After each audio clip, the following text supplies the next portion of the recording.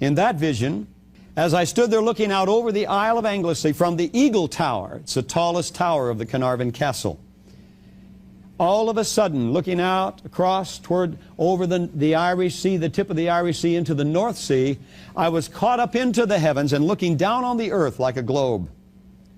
And as I looked down on the earth like a globe, I saw a massive military movement coming out of an area up by the Arctic. And I couldn't figure out what this was, what was going on, why a military, Navy, and Air Force, why it would be going out between the United States and Europe up above Finland, going out through the Icelandic Gap and heading down between the United States and Europe and making a curl all the way around the Horn of Africa toward the Persian Gulf. Now that's significant.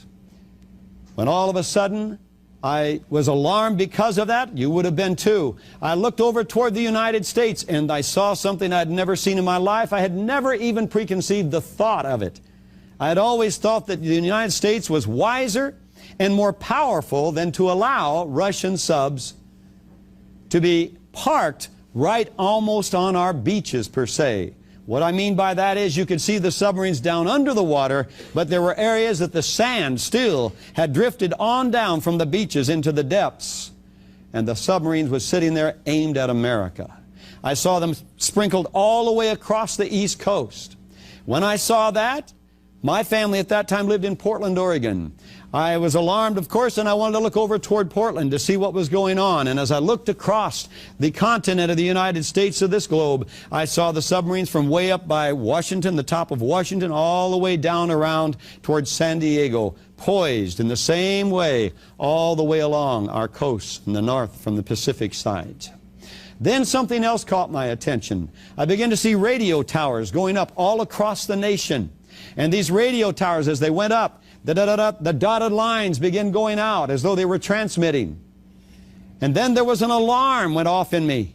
They're sounding the alarm. We're going to be under attack. The siege is laid.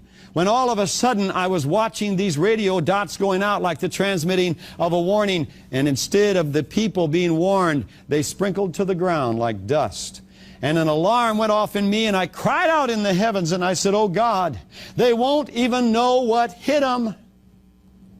And at that time, all of a sudden, I looked down on the eastern seaboard at the submarine was drawn to that one right off from New York City. And I saw the missile come right out of that submarine and go right up and come right over the city of New York, and the entire city disappeared.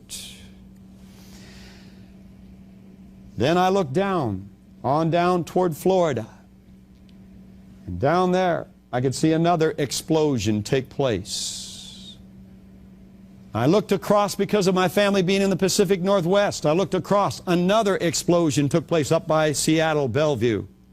And then another one down by San Francisco. And another one down toward Los Angeles, and another one toward San Diego. And there I stood in shock as I was watching these explosions take place and these cities literally disappearing from off the face of the earth. The next instant, I was standing back down on the Eagle Tower, and I found myself looking down in the village. There was no alarm going off. The cars were going the normal speed. People were walking. I looked out over the bay where there were some British ships, warships, and I watched them and studied them for a few seconds. There was no alarm there. And I found myself saying this, "Oh God, if this has not happened, what will be the sign of it and of its time?" And God spoke to my spirit, and these were the words He said. December the 14th, 1986, before Glasnost, Perestroika, the Berlin Wall was still up. The Cold War was still in full bore run. We supposedly were still on alert. The words were spoken to me, "When Russia opens her gates and lets the masses go, the free world will occupy themselves with transporting, housing, and caring for the masses. Will begin letting their weapons down, crying peace and safety, and that's when it will happen." Now the question I submit to you is this: where are we on that scenario? Where are we in that prophetic timetable? Is that vision being fulfilled before our eyes? Are we seeing it literally take place?